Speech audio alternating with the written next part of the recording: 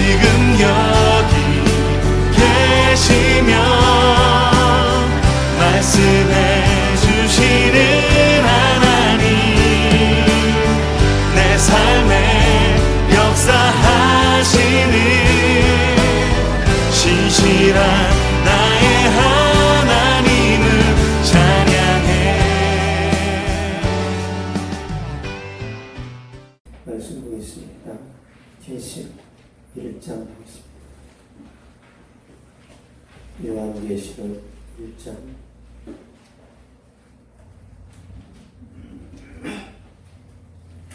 1장 1절 한 절만 보겠습니다.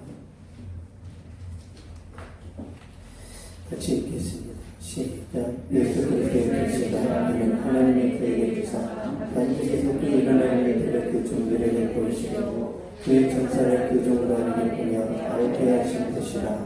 아멘. 그리스도의 계시라는 제목으로 말씀 전하도록 하겠습니다. 계시는 베일을 벗긴다. 수건을 열어 제킨다.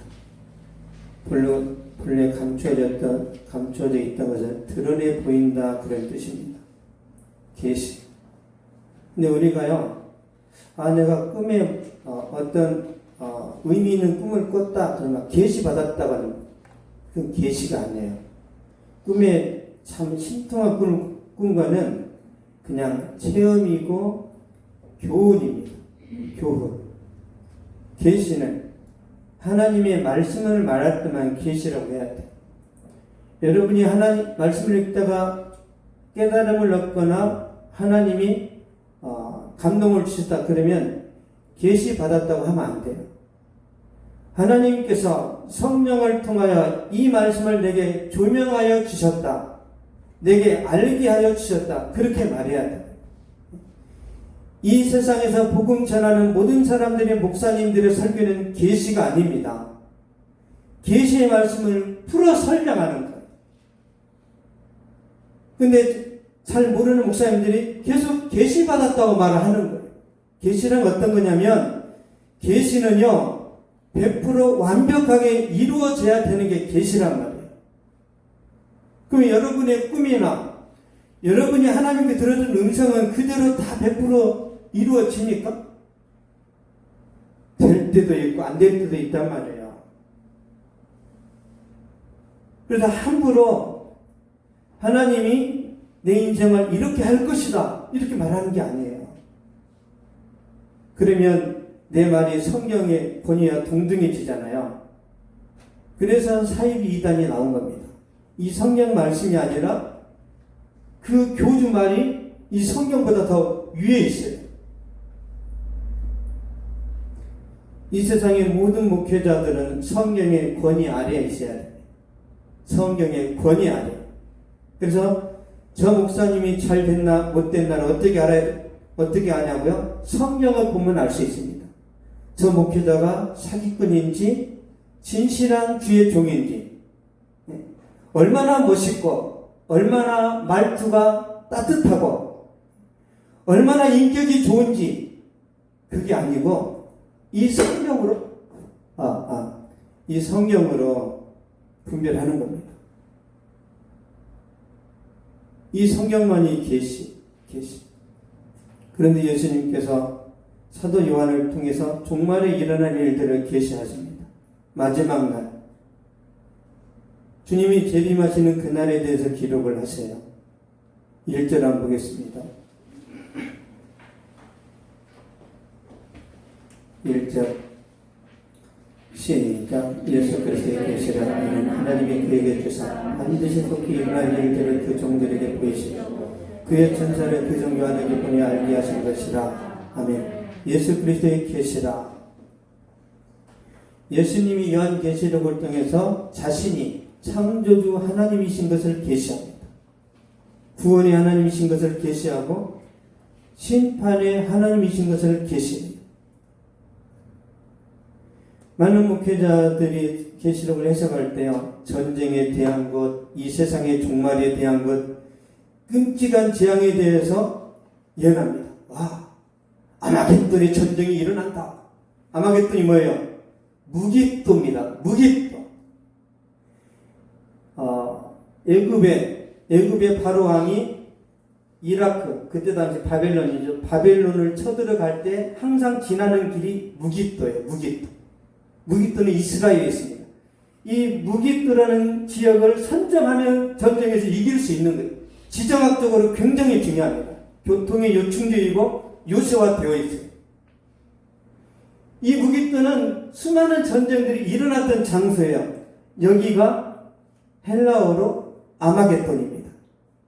그러면 아마겟돈 전쟁은 이스라엘에서 일어난다. 그래서 이스라엘에서 마지막 전쟁이 일어난다. 뭐 이런 해석도 있는데, 글쎄요.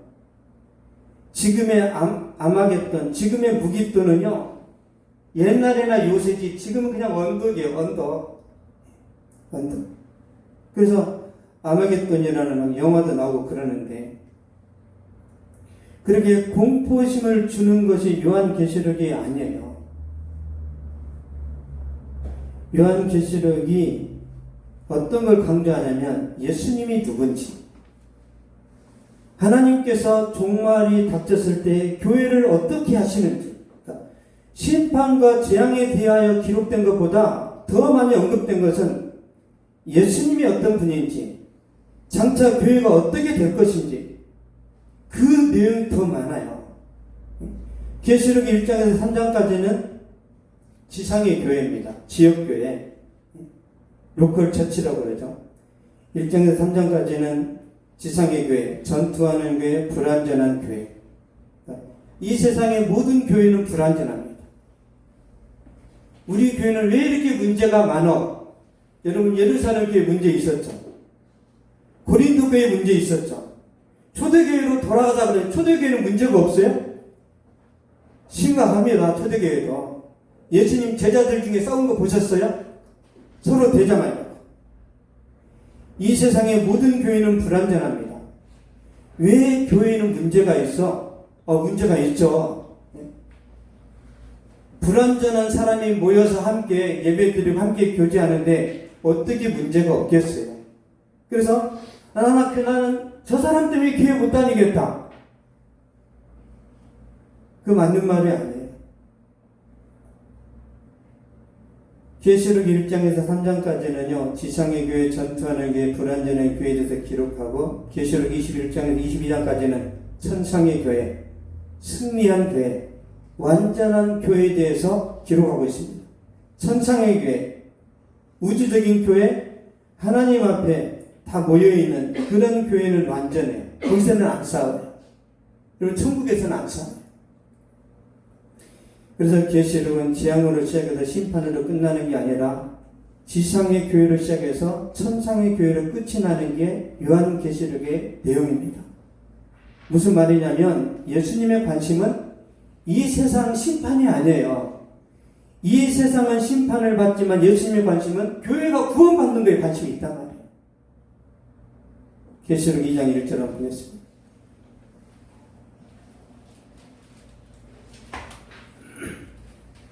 (2장 1절) 시작. 에베소 교회 사자에게 편지 오른손 일곱 뼈를 붙잡고 일곱 금초대 사이를 거니시는 이가 이르시되 아멘.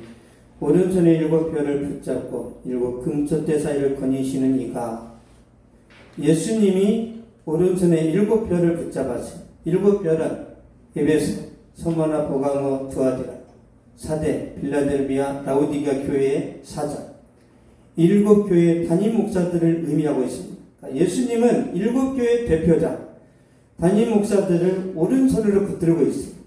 오른손은 권능의 손입니다. 그래서 하나님께서 각 교회 목회자들에게 영적인 능력과 은사를 주셔서 교회를 이끌어가게 하십니다. 그리고 일곱 금초된 일곱 교회입니다. 금으로 비유됐죠. 금으로. 그만큼 교회가 고귀하다는 거예요.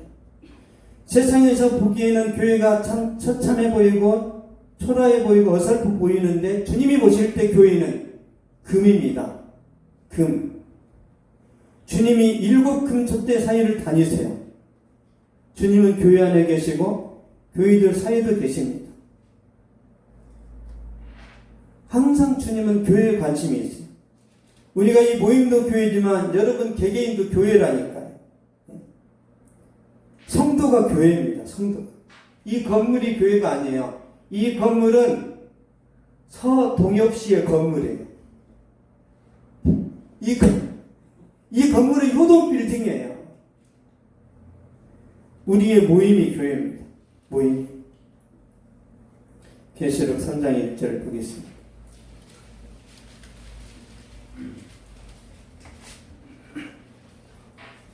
계시록 3장 1절 시작. 사제교회 사제를 경계하라. 하나님이 일곱 명과 일곱 배를 가지시니가 이르시되 내가 내 행위를 아노니 내가 살았다는 이름을 가졌으나 죽은 자라다. 아멘. 내가 내 행위를 아노니 주님이 모든 교회 행위를 아십니다. 주님이 사대 교회 문제점을 알아요. 네가 살았다 하는 이름을 가졌으나 죽은 자라다. 입으로는 살아있는 신앙이지만 실제로 네 신앙은 죽었다 그 말이에요. 신앙 구벽은 있는데 삶이 안 따라오는구나. 세상과 타협하고 세상과 짬뽕된 믿음으로 살고 있구나. 그러면서 깨우시는 거예요. 주님 우리 행동을 달아보십니다. 주님이 교회가 잘못하면 책망을 하시고 교회가 잘하면 칭찬을 하세요. 그래서 채찍과 당근을 사용하십니다. 저는 여러분이 어떻게 문제가 있고 어떻게 잘하는지를 몰라요. 근데 주님은 다 아십니다. 그래서 주님이 여러분에게 각자 말씀하세요. 각자. 뜻하지 않는 사고가 날 수도 있고 질병이 생길 수도 있고 원치 않은 손해를 볼 때도 있습니다. 근데 우리가 손해 볼 때, 문제가 발생했을 때 꼭 우리가 믿음을 점검해요. 왜 내게 이런 일이 일어났지? 이 사건의 의미는 뭐지? 그 사건의 의미를 예수님과 연결시키면 해결이 됩니다. 어이 재수없어. 그러면 이제 더 문제가 되는 거예요. 여러분에게 일어난 모든 사건은 우연이 아닙니다. 이 공균형에 날아가는 이 먼지도 하나님의 섭리라고 그랬어요. 참새 2마리가 날아가다가 공기총에 맞아 떨어지는 것도 하나님이 허락하셔야 된다고 그랬어요. 참새가 죽는 것도 하나님이 허락하셔야 되는데 여러분의 이 검은 머리가 흰 머리로 탈색되는 것도 하나님이 하셔야 되는데 내 인생에 진짜 충격적인 사건이 일어나는데도 우연이야. 이거는 회피하는 겁니다. 어떤 사건이 벌어져도 예수님과 연결을 시키셔야 돼요. 그래야 해답을 찾을 수 있습니다. 예수님께서 요한계시록을 기록한 이유가 뭘까요? 로마 황제의 박해로 고난당한 교회를 위로하고 하나님께서 너희를 보호하신다고 확신을 주고 예수님의 재림에 대해서 소망을 주려고 기록한 거예요. 이런 무서운 재앙이 온다. 이게 핵심이 아니라 이런 재앙이 있지만 내가 너희를 지킨다는 이게 핵심입니다. 데살로니가후서 1장 6절 7절 보겠습니다.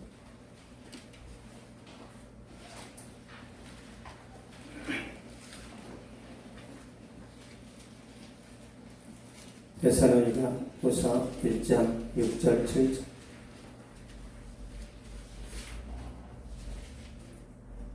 시작. 너희로 환난을 받는 자들에게는 환난으로 갚으시고 환난을 받는 너희에게는 우리 함께 안식으로 갚으시는 것이 하나님의 공의이십니다. 주 예수께서 자기의 능력의 천사들과 함께 하늘로부터 불꽃 가운데 나타나실 때에 아멘. 종말에 대한 말씀이요. 환난을 받게 하는 자들에게는 환난으로 갚으시고 그들을 심판하시겠다는 거예요. 환난을 당하는 교회에게는 안식으로, 그 안식은 천국의 쉼과 천국에서의 은혜 충만한 삶을 말하고 있습니다. 주님이 불꽃 가운데 나타나시죠. 반드시 주님이 오십니다. 반드시. 그렇다면 교회가 환난 당하는 이유가 뭔가? 여러분, 우리가 세상 사람들에게 그렇게 잘못을 많이 했습니까? 춘향전에 보면은요, 저는 춘향전을 좋아하는데 남원 땅의 춘향이가 변사또가 계속 회유를 합니다. 나한테 수청을 들어라. 근데 춘향이가 거절해요. 왜 변사또가 춘향이를 유혹하죠? 예뻐서 그러는 거예요. 남은 꼴에서 제일 예뻤습니다. 그래서 이 변사또가 춘향이가 넘어오지 않으니까 심술에 못 이겨 감옥에 집어넣습니다. 춘향이가 감옥에 들어간 것은요, 정절을 지켰기 때문에 그래요. 그냥 돈 많은 변사또하고 그냥 뭐 하룻밤 해도 될 텐데, 너무너무 이도령을 사모한 나머지, 그래서 이런 박해를 당한 거예요. 임진왜란도 마찬가지입니다. 임진왜란의 경우 이순신이에요. 이순신이 없었다면 우리나라가 망했을 거예요. 우리 이순신 장군한테 감사해야 됩니다. 이순신 장군이 원균 장군의 모함으로 감옥에 갇힙니다. 이순신 장군의 전투 지휘 능력은 탁월했어요. 한 번도 지지 않았습니다. 근데 이순신 장군이 또 타협을 안 해요. 왜 원균이 이순신을 모함해서 하옥을 시키냐면, 이순신은 원균의 한참 후배입니다. 원균이 한 기수가 아니에요. 굉장히 높은 고참이란 말이에요. 이순신의 그때 당시 직책이 상도 수군 통지사입니다. 충청도, 전라도, 경상도를 총괄하는 수군 대장이에요. 원균은 이순신 밑에 있는 쫄병입니다. 그런데 1년 선배가 아니에요. 유성룡이라는 사람이 이순신을 아주 급승진을 시킵니다. 임진왜란이라는 어떤 이런 이제 난이 일어나니까 이순신을 믿고 실릴 때 유성룡이 선조한테 간청을 해가지고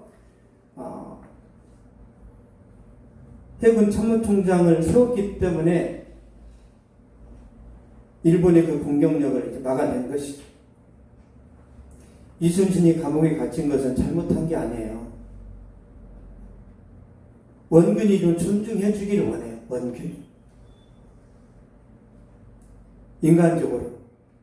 이순신이가 타협하지 않습니다. 원칙대로.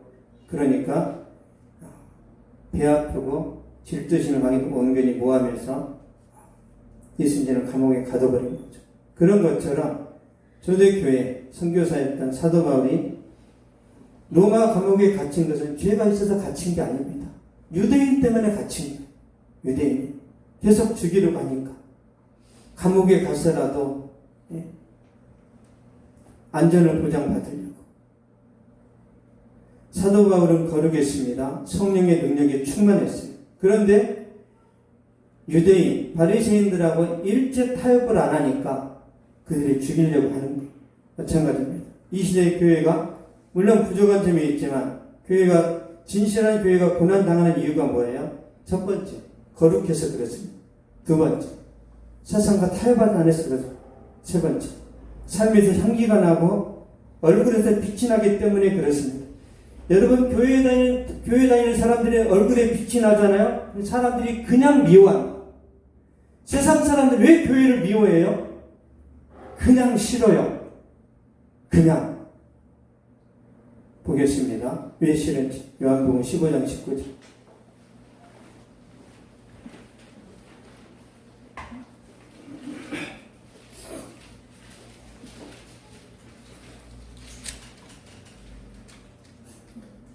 요한복음 15장 19절.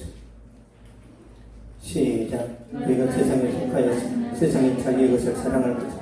너희는 세상에 속한 자가 아니요 도리어 내가 너희를 세상에서 택하였기 때문에 세상이 너희를 미워하느니라. 아멘. 내가 너희를 세상에서 택하였기 때문에 세상이 너희를 미워하느니라. 여러분이 구원받았기 때문에 미운 거예요.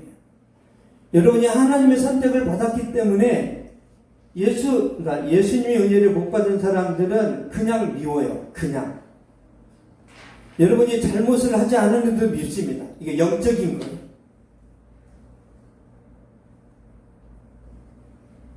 종자연의 수장이었던 이정훈 교수가 그랬단 말이에요. 그 사람은 승려였습니다. 동국대를 나왔고 서울대 대학원을 나와서 법철학 교수인데요. 이 사람이 왜 교회를 무너뜨리려고 했냐면 그냥 교회가 싫대요. 그냥. 왜? 타락한 본성이니까. 근데 예수님 믿고 보니까 왜 내가 교회 가가지고 얻어먹은 것은 초코파이밖에 없는데 왜 내가 교회를 비호했지? 아니, 교회에서 자기 돈을 떼먹은 것도 아니고 교회 다닌 사람한테 사기 당한 것도 없는데 왜 내가 교회를 미워했지? 예수님 믿고 알았대요. 자기가 마귀의 자식이니까 그냥 교회가 밉다는 거예요. 교회 안 다니는 사람들은 다 마귀의 권세 아래 있습니다. 다. 그래서 하나님의 자녀가 된 사람이 그냥 미워요. 여러분은 세상의 빛입니다. 여러분이 세상이 살아가는 것만 해도 사람들한테는 막 귀찮고 막 괴로워요. 왜죠? 모든 사람이 컨닝하는데 나는 컨닝 안 할 거야. 야, 같이 해야 부담이 안 되지. 아니야, 나는 안 할 거야. 저거 좀 따 좀 시켜. 그런 일이 실제로 있습니다. 제가 아는 성도가 있는데 공무원입니다. 공무원들이 어떻게 돈 버는 줄 아세요? 다 야근. 집에 가서 퇴근해서 TV 보면서도 다 야근 신청하는 거예요. 야근. 11시까지 야근하고 갔다. 다 그냥. 근데 예수 믿고 찔리니까 나는 앞으로 그렇게 가라사인 안 하겠습니다. 왜 하다 안 해? 너 지금 일러 바치려고 그러지? 왜 안 해? 안 일러 바치고 안 할게요. 이 자식이. 그런 감정을 저한테 했단 말이에요. 내가 양심대로 살아가는데도 세상 사람들이 가만 안 둬요. 그래서 교회가 미움을 당합니다. 교회가. 그래서 사도 요한이 이렇게 말해요. 요한일서 3장 13절 보겠습니다.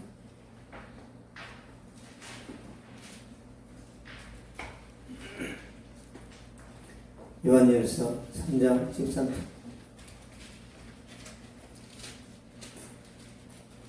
시작. 형제들아, 세상이 너희를 미워해도 이상히 여기지 말라. 아멘. 세상이 너희를 미워해도 이상히 여기지 말라. 놀라지 마라. 당황하지 마라. 왜? 당연하다는 거예요.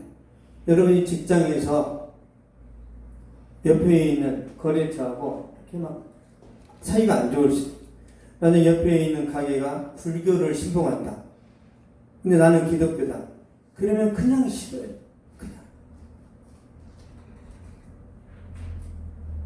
왜? 빛과 어둠은 연합할 수가 없어요.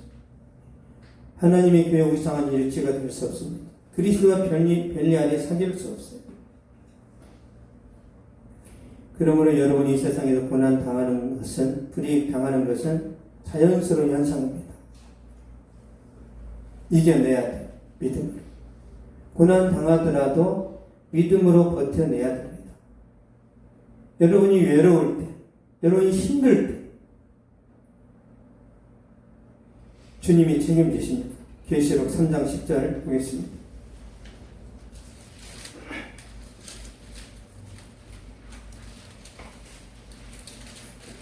계시록 3장 10절. 시작. 내가 너희 인내의 말씀을 지켰으니 내가 또한 너를 지켜 시험의 때를 면하게 이는 장차 온 세상이 임하여 땅에 관한 자들을 시험할 때라. 아멘. 내가 나의 인내의 말씀을 지켰으니 억울해도 말씀대로 살고 힘들어 하나님 말씀 붙들고 네가 도덕적으로 살았고 우상과 타협하지 않았기 때문에 시험의 때를 내가 너에게 면해주겠다. 이 시험의 때는 주님 재림하시기 전에 재앙을 말합니다. 재앙. 이 세상은 불바다가 됩니다. 주님 재림하실 때 이 세상은 반드시 불바다가 됩니다. 나는 바닷속으로 숨어야지. 나는 미사일 타고 우주로 도망가야지. 이미 성경이 예언해야지.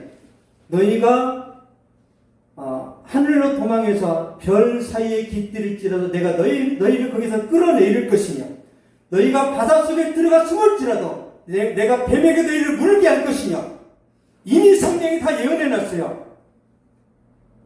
이 지구가 망하게 되면 내가 우주로 도망가면 살 것 같죠? 이미 예언되어 있어요. 못 도망가요. 지하 200m 그 벙커에 숨어 있으면 아니에요. 오직 예수님만이 우리의 피난처입니다. 그래서 믿음 생활 잘하셔야 돼요. 니가 인내의 말씀을 지켰은즉 이것은요 종말 때 해결되지만 지금도 마찬가지입니다. 지금 우리가 믿음과 성령을 따라 살아가면 여러분이 고독하고 외롭습니다. 외딴섬이 된단 말이에요. 이거 다 회복시켜 주십니다. 절대 무너지지 마시고 여러분이 죽는 그 순간까지는 망한 게 아니에요. 아셨죠? 내 수중에 돈이 다 떨어졌다 해도 망한 게 아니라니까요. 돈은 있다가 없어지기도 하고 없어졌을 때 하나님이 태우실 수도 있습니다.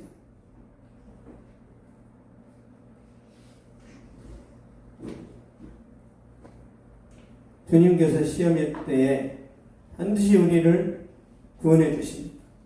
그래서 믿음 생활 잘하면 주님 재림하실 때 우리가 휴거를 한다는 거 믿으세요? 하나님께서 40일 동안 물로 세상을 심판하실 때 노아의 가정이 방주 안으로 들어가서 구원을 받았습니다. 방주 밖에 있는 사람은 다 죽었어요. 하나님께서 유황불로 소돔과 고모라 땅을 심판하실 때 롯과 두 딸은 소돔과 고모라 땅을 벗어나서 수알성으로 들어가서 구원받았습니다. 마지막 심판은 이제 불심판인데요. 하나님이 우주를 심판하신 것. 하나님이 죽음을 심판하신 게 아니에요. 이 태양계 자체를 심판하신다고 그랬단 말이에요. 왜? 그러니까 태양의 빛을 잃어버리죠.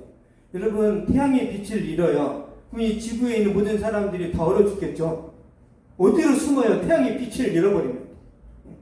이 지구의 온도가 마이너스 한 500도가 되는데 어디를 도망가냐고요. 인간적인 머리만 굴리고 있는 거예요. 아, 나 진짜 돈 많으니까 미사일 타고 도망갈까? 우주선 타는가? 온 세상이 불바다가 되었을 때 주님께서 택하신 자들은요 하늘로 들어 올리신다고 그랬어요. 공중에서 혼인잔치 하십니다. 세상은 심판이지만 예수 믿는 자들은 예수님과 함께 잔치를 한단 말이에요. 잔치. 마태복음 24장 30절 31절 보겠습니다.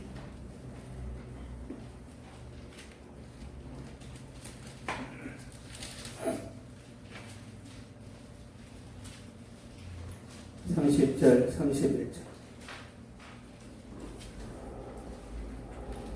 마태복음 24장 30절 31절 시작. 그때 인자의 증거가 하늘에서 보이게 되고 그때 땅의 모든 족속들이 통곡하며 그들이 인자가 구름을 타고 능력과 큰 영광으로 오는 것을 보리라. 그가 큰 나팔 소리와 함께 천사들을 보내리니 그들이 그의 택하신 자들을 하늘 끝에서 저 끝까지 사방에서 모으리라. 아멘. 주님이 하늘에 모으신다. 하늘에. 나는 예수님을 적당히 믿었으니까 하나님이 다시 3년 반을 허락하셔가지고 어디 산속에 들어가서 신앙생활 하다가 그때라도 나를 구원하시겠지? 없어요. 그게 잘못된 성경 해석이란 말이에요. 여러분, 노아가 방주에 들어갈 때 어떤 사람들이 외딴 섬에 있다가 노아에 태워주셔서 다시 구원한 거 없어요. 한 번입니다. 한 번.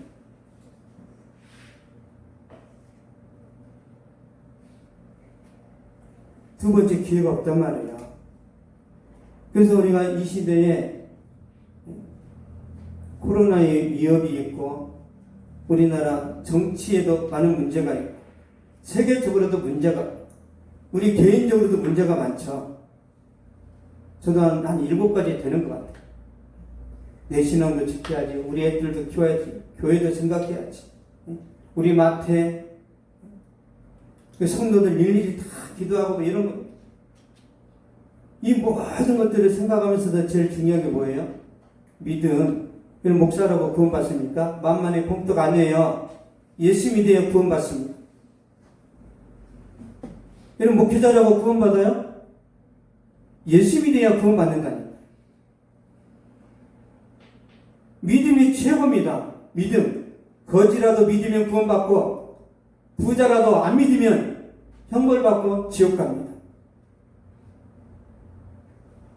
이 시대 우리가 제일 중요하게 여기면서 점검해야 될 것은 내 믿음이랍니다. 내 믿음. 진짜 내가 구원받았는지. 여러분 한번 내가 구원받았다는 확신이 있으면 결코 그 사람은 망하지 않습니다. 주님이 오실 때 그 사람 다 들어올리세요. 휴거시키십니다. 요한계시록은요, 종말에 대한 두려움과 공포심을 심어주기 위한 게 아니라 예수님의 재림에 대한 소망, 천국에 대한 기대감을 심어주려고 기록하신 거예요. 주님은 반드시 다시 오십니다. 이 세상은 영원하지 않아요. 이 세상은 반드시 끝이 있습니다. 그러므로 우리는 종말을 향해서 살아가고 있는 거예요. 우리 계시록 1장 다시 한번 보겠습니다. 1절.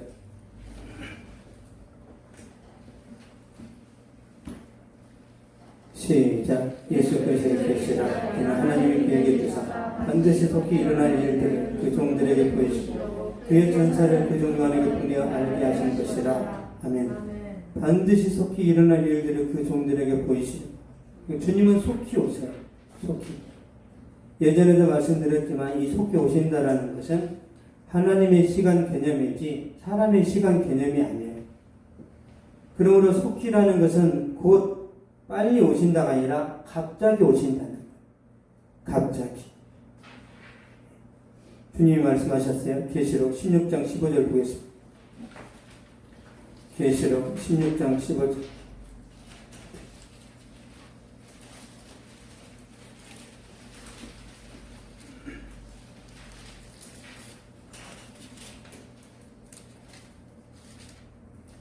시작. 불안한 그릇같이는 누구든지 그 자기옷을 지켜 발라먹고 다니자냐 자기의 부끄러움을 보이지 아니하는 복이 있도다. 아멘. 내가 도둑같이 오리니. 주님은 갑자기 들여닥칩니다. 깨어있으래.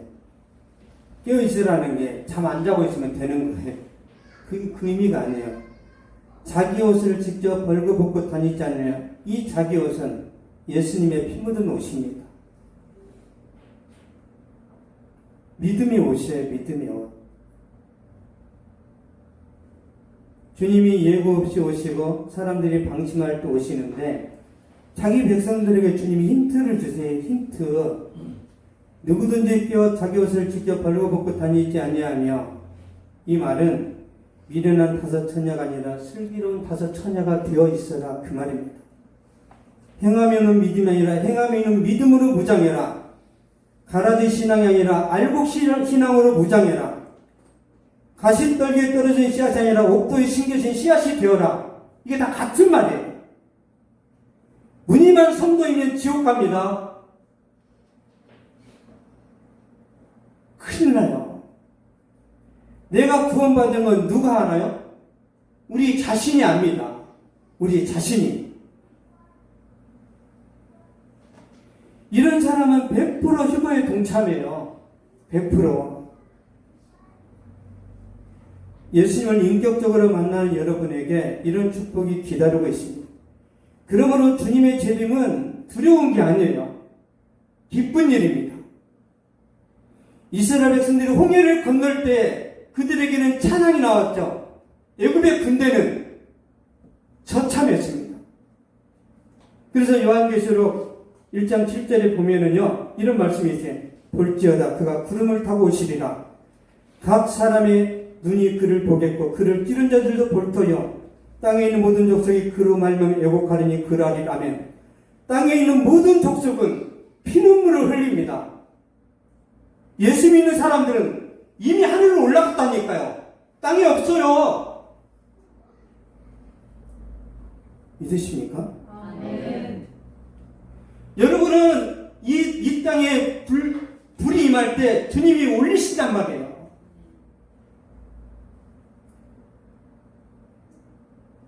그 은혜와 그 특권을 얻었는데 이 세상에서 좀 힘들게 살면 어떻습니까? 꼭 성공을 해야 돼요? 성공이라는 개념이 뭐예요? 돈 많이 버는 거? 유명해지는 거? 여러분, 개그우먼 이성리 씨가 그랬잖아요. 인기는 바람이다. 바람이래요, 바람.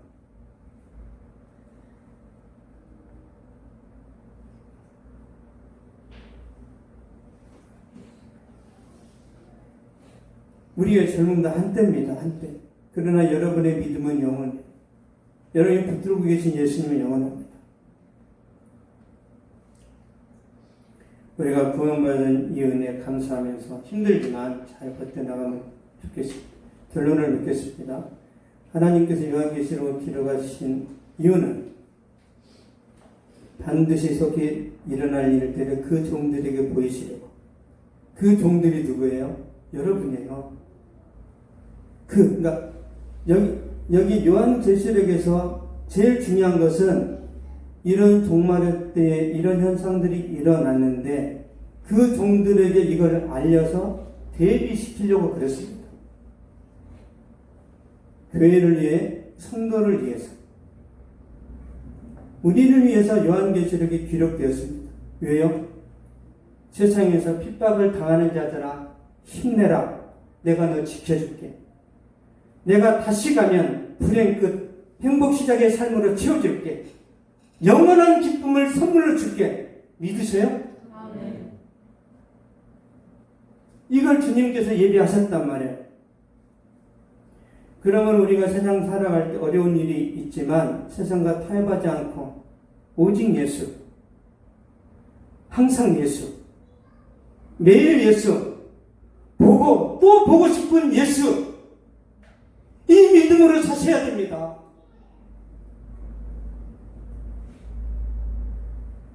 그래야 저나 여러분이 승리할 수 있어요. 기도하겠습니다. 거룩하신 아버지, 우리가 사는 이 땅은 찰나입니다. 그렇게 유명하고 잘 나갔던 연예인들도 나이가 드니까 예전처럼 그렇게 외모가 특별하지 않고 평범해져 가는 그런 것을 볼 때도 우리는 깨달음을 얻습니다. 하나님이여 영원한 주님 바라보게 하여 주시고 하나님의 나라 꿈꾸게 하여 주시고 하나님 말씀대로 순종해서 우리 마음속에 임하는 하나님의 나라를 경험하게 하여 주시옵소서. 아버지, 코로나 때문에 힘들지만 주의 사랑하는 성도들 마음 가운데 천국을 선물로 주시고 하나님의 성령을 부으시고 주의 성령으로 충만하게 하여 주시다. 이 환난의 때에 버텨내게 하여 주시고 어려운 때 이길 수 있도록 주여 하늘을 열어 주시옵소서. 이스라엘 백성들을 구름 기둥 불 기둥으로 인도하여 주신 것처럼 주의 사랑하는 성도들에게도 동일한 은혜를 베풀어 주시고 저들이 믿음으로 이겨내며 열매 맺을 수 있도록 축복하여 주시옵소서. 여호와는 내게 복을 주시고 너를 지키시기를 원하며 여호와는 그 얼굴로 내게 비추사 은혜 베푸시기를 원하며 여호와는 그 얼굴을 내게로 향하여 주사 평강 주시기를 원하노라. 지금은 우리 예수 그리스도의 은혜와 하나님의 사랑과 성령의 이로 충만케 하심이 이 시간 예배를 드리고 돌아가는 모든 발걸음에 또 저들의 가정과 학교와 직장과 사업에 그리고 이 민족과 세계 모든 열방과 민족들에게 나가서 복음을 전하는 선교사들의 삶의 사역에 이제로부터 영원토록 항상 함께 있을지어다.